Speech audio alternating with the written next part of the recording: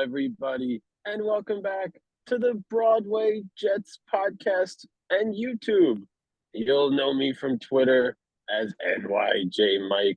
I'm joined as always by the master of receipts, NYJ Matt. And Matt, the New York Jets are officially eliminated from the 2022 playoffs. They will not have a winning season, and the 7-4 start that was very promising has fallen into sadness and despair.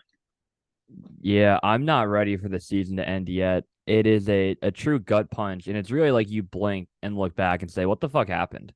It's tough to go back and look at the last 5 games, but I think the most important thing I took away from it is it wasn't just quarterback, it wasn't just defense, it wasn't just coaching. It was everything combined, top down, and organizational failure in the 5 week period. You lose 2 games up front against playoff teams, and you say, hey, you have 3 winnable games against the Lions, Jaguars, and Seahawks to rally around and save your season, and they don't get it done. So, like I said, offense, abysmal. Defense can't force a turnover. And then overall coaching decisions that were made that I don't agree with. And even look at Douglas, like the James Robinson like trade, doesn't really pan out. So you can look at everything. My biggest takeaway, though, is you can still look back at the season with good. There was a lot of good that happened while still saying that was a brutal end to the season that isn't going to sit right with me for weeks on weeks because it feels like we let an opportunity go by. It does. It was one of those things where it was like a good personal relationship that you feel good about. Think about the Jets Bears game where everything finally clicks. Your offense is humming, the defense is top five in the league. You have just impact guys everywhere, people playing at levels that we hoped for, including Quentin Williams and Sauce and DJ Reed, and then it all comes crumbling down. And while it's happening, you're just hoping. You're saying, "Hey, man, this team has a lot of talent. It's a winnable schedule. You have a chance." And then when it doesn't happen, like you said, it doesn't feel right. It doesn't feel like the season should be over. Um, and it's just devastating stuff. And then just to look forward, you have to look at the AFC, which is completely loaded. You have 6 quarterbacks that I count that are going to be dangerous now and moving forward in Mahomes, Allen, Burrow, Trevor Lawrence, Lamar Jackson if he stays in Baltimore, and who's the sixth guy? I'm missing someone obvious. Help me, Herbert. Matt. Herbert. Thank you. And then you have Yeah, guys, yeah, and then you have guys like, even though we know Russell Wilson had a terrible year, you would take him on a Sunday like he looked great against the Broncos looked pretty relevant against the Chiefs yesterday. But a lot of people are going to look back, Mike, and point to the Hall and AVT injuries in Denver, which obviously, right, it's a huge factor. And you look at their record and how they yeah. perform without them, it does Well, impact it. of But course it does. I mean, think about this. The Jets defense, like we were talking about, had such a terrific year. If you take away the two best defensive players, if Quinnen and Sauce go down for the year in week 7, is the defense going to finish top 5? The answer is no. I mean, so it's vicious. Those are brutal, brutal injuries in the same time in the same game, and it was hard to overcome. And if they weren't able to overcome, just what 5-2 with them and 2-7 without. yeah, but I do think there was a short term versus a long term impact when they got hurt because they get hurt and then the Jets the next game have a prime opportunity to beat New England. They end up losing by 5, even though they were down 2 scores. That penalty that we always look back on was a brutal call, and maybe it's 17-3, and that game plays out differently. Then they beat the Bills at home, lose a great defensive game against the Patriots where they let up 3 points and they end up losing 10-3 on the punt return. And then they beat the Bears. So you're 2-2 without them for at least a moment.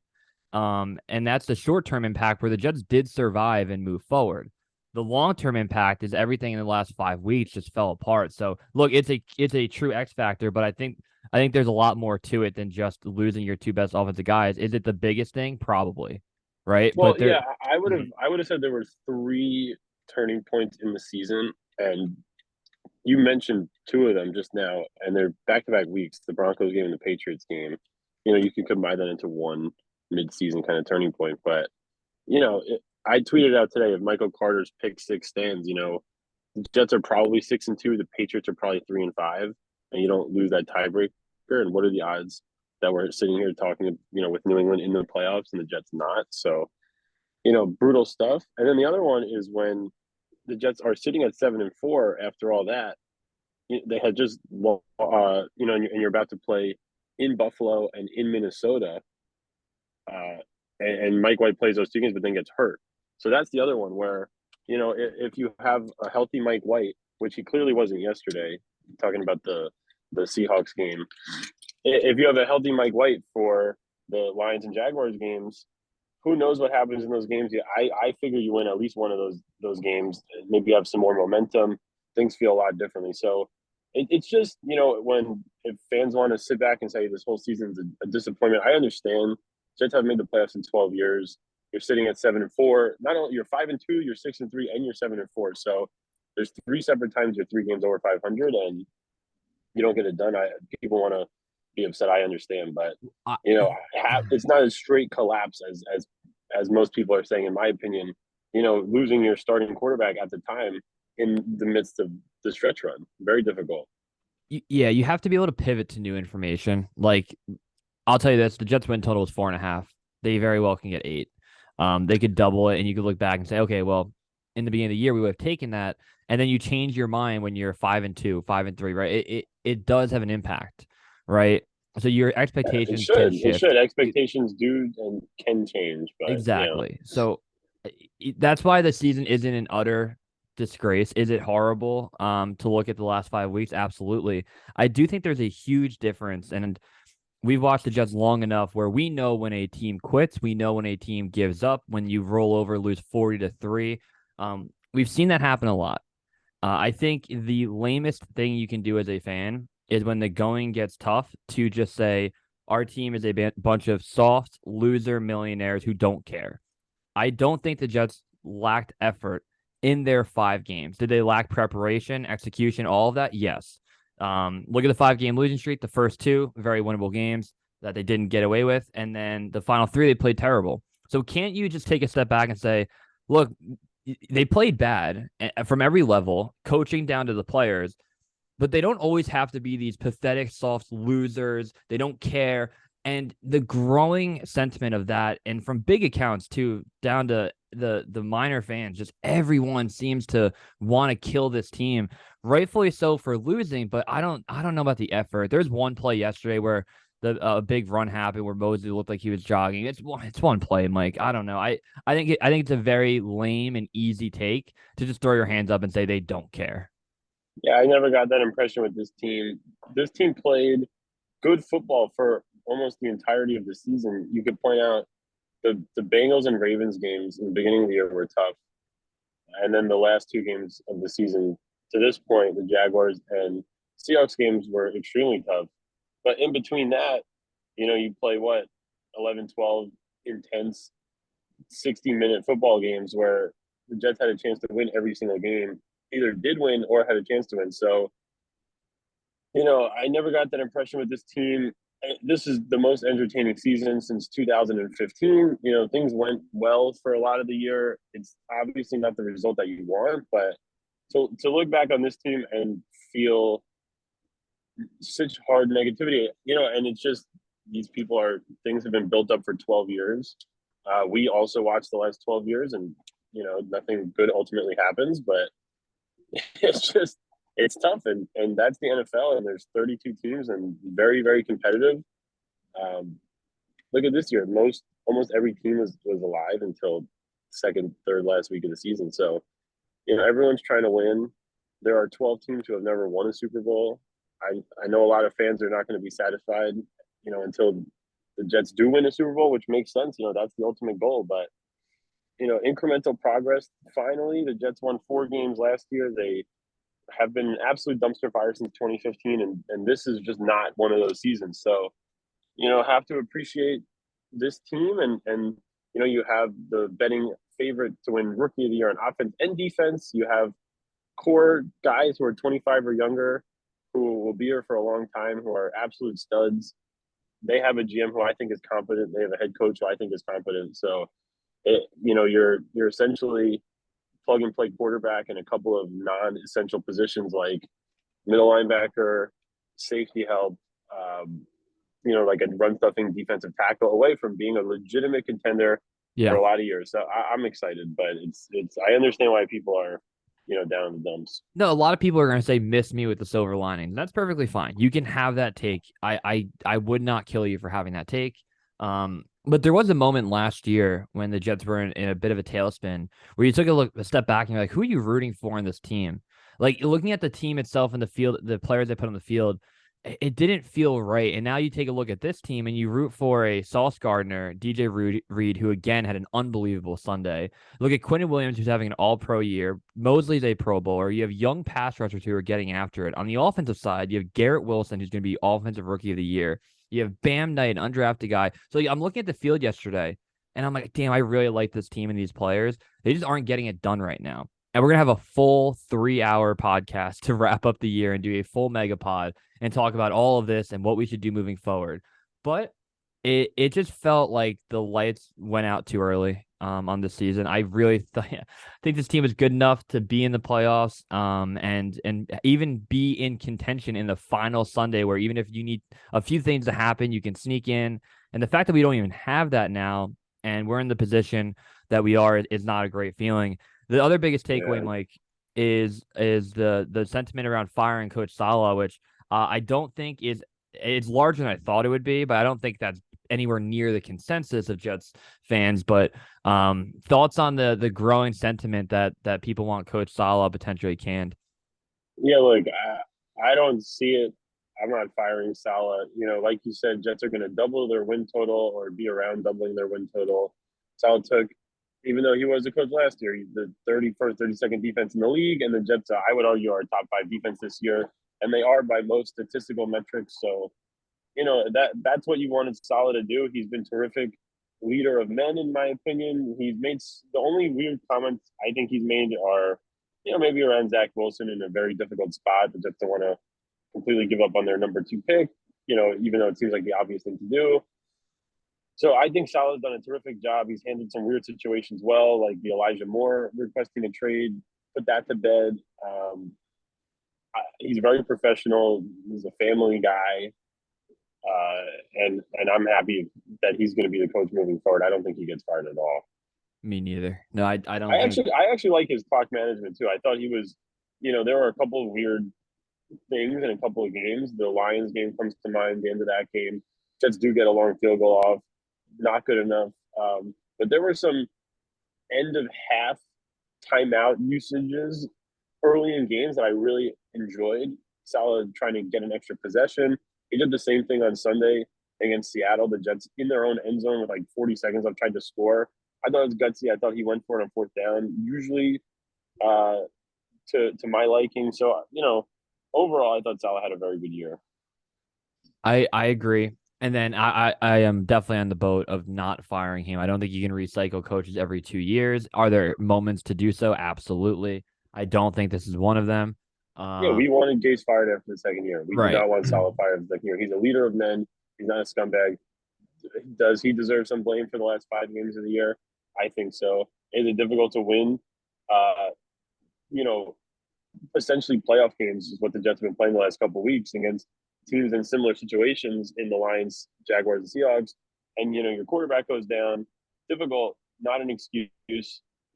For the way the defense came out flat when they had not all season. So, there's stuff. There's that weird defensive line rotation that works sometimes, and sometimes is very annoying. But a lot to discuss. But I'm not in favor of getting rid of this regime in our organization. Yeah, and then you do have to, and we might not be on the same page on this one. You have to shake something up.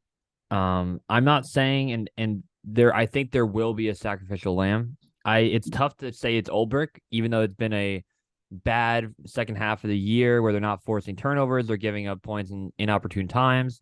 But you still technically have on paper a top 10 defense. And then you look on the offense side of the ball, it's like, do you want to break continuity with the young guys there, and move on LaFleur, which right now is probably the consensus take. And I know you're more on the LaFleur side. I think regardless, you need to bring someone in like a Frank Wright as a QB coach or an offensive assistant. Just bring an adult into the building to stabilize that side of the ball. So Mike, LaFleur, Ulbrich, I think you're going to be on the side of keep them, but give me your thoughts on it. Yeah, look, if you looked at this season overall and you told me the Jets are playing with three different quarterbacks, and they're going to throw for 4,000 yards. I thought there were times when the offense looked pretty good. I like LaFleur. I'm not going to die on the hill of keeping him, but, there's been all the talk of guys running open down the field. Um, there were a couple of clunkers this year, and in must-win games when you're putting up 3 and 6 points, hard to swallow. But you're playing with six different offensive tackles, multiple different quarterbacks, running backs, guys being shuffled around. It's close. I prefer LaFleur. I like his tendency breaking style. I think that if I'm a defensive coordinator, I'm not really sure what the Jets are going to do. It felt like the Jets moved the ball well.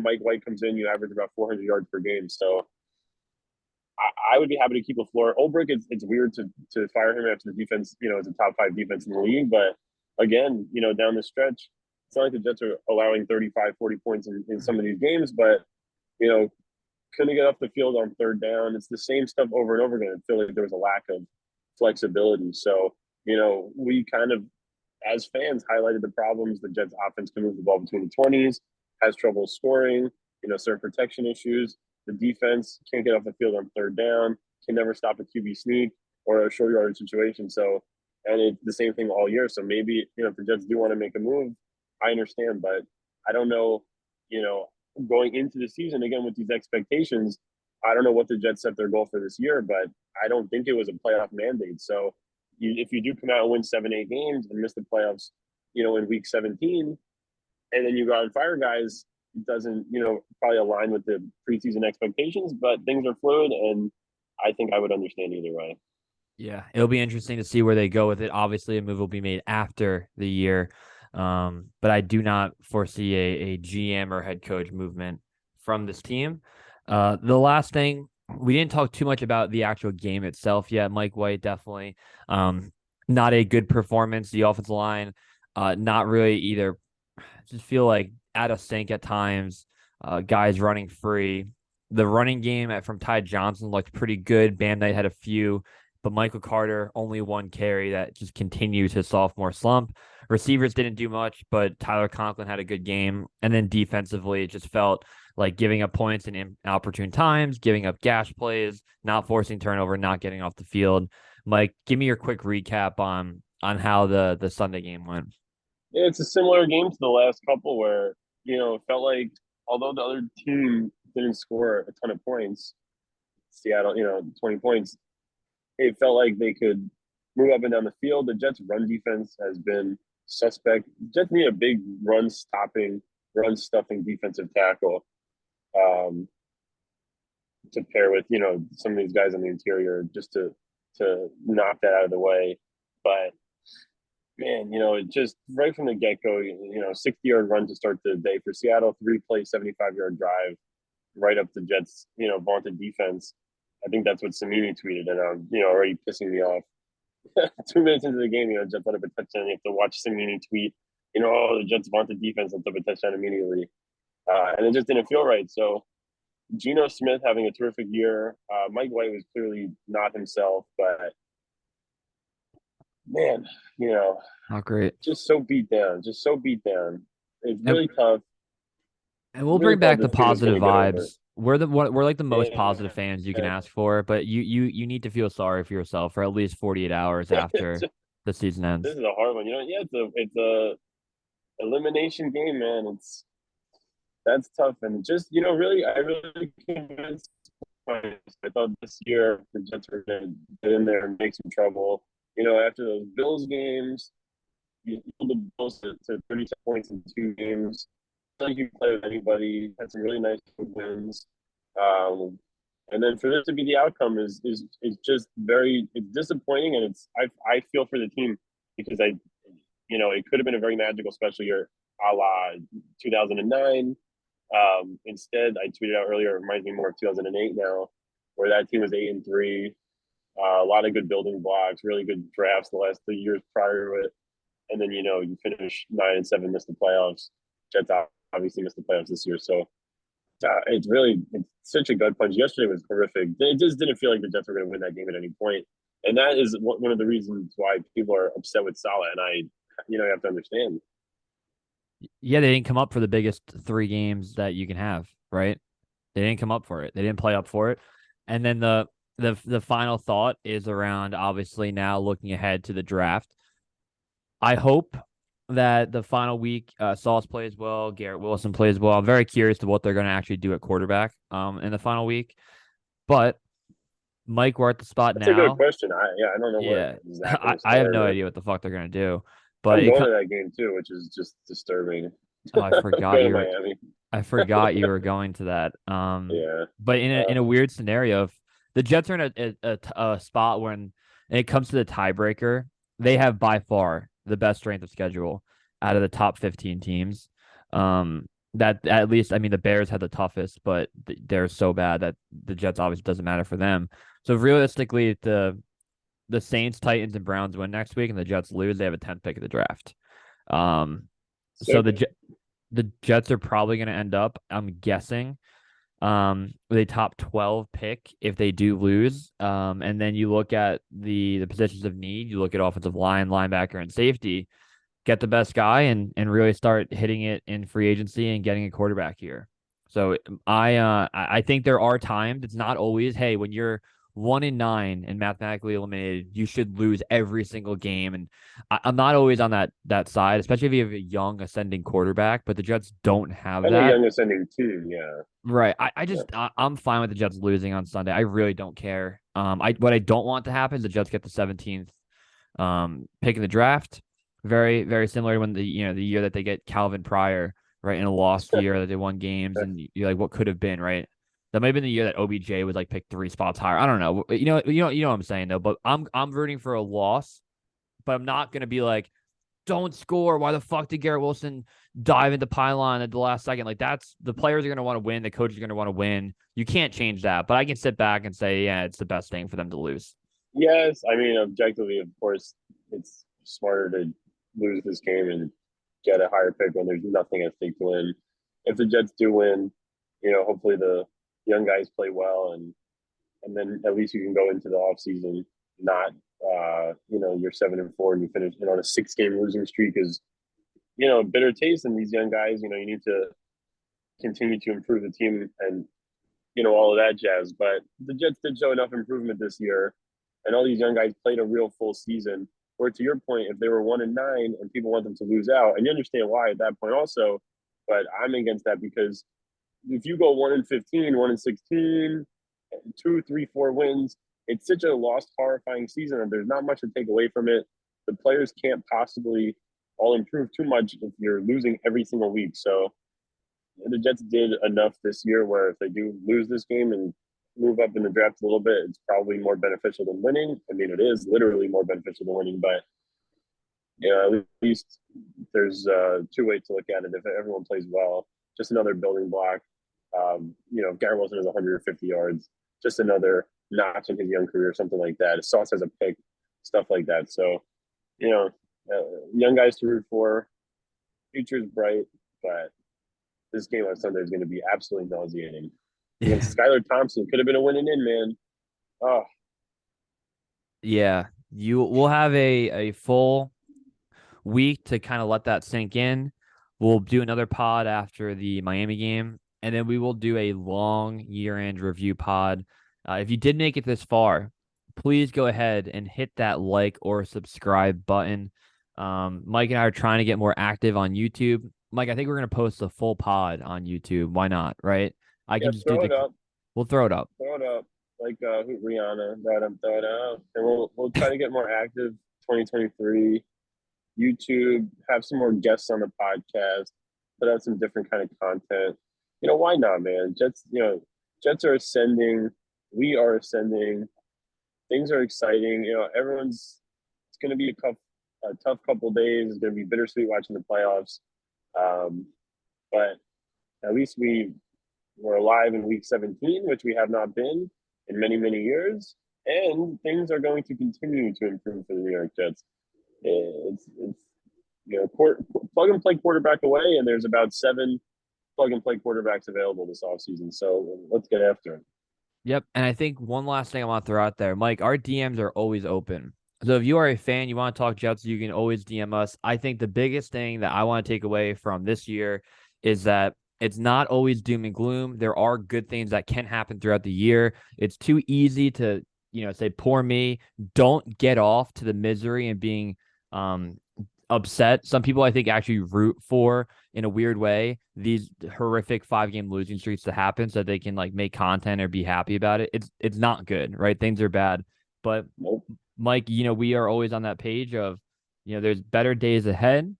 Be upset, but let's look forward to a promising top 15 player joining this great, great young roster. Free agency moves, potential trades, because guess what? I've been saying it, and I'll keep saying it. When you're a GM going into year 5 with no playoff appearances, the seat is glaring hot, even though we like a lot of things that he does. Especially in New York. And you gotta make a move. So if you look at Carr, Garoppolo, Rodgers, Lamar, all these people, right? I think it's a given that 2 of them will be available if you want them. I think there's a path where Rodgers and Lamar Jackson are not available, and you can look at a Yep. Carr or Jimmy G. But there will be something at the end of the tunnel that Joe Douglas will have to make a move on. Yeah. And Jets have the assets to make it happen. And the Jets are one of the more, I would say, enticing places to play for these guys if it comes down to that.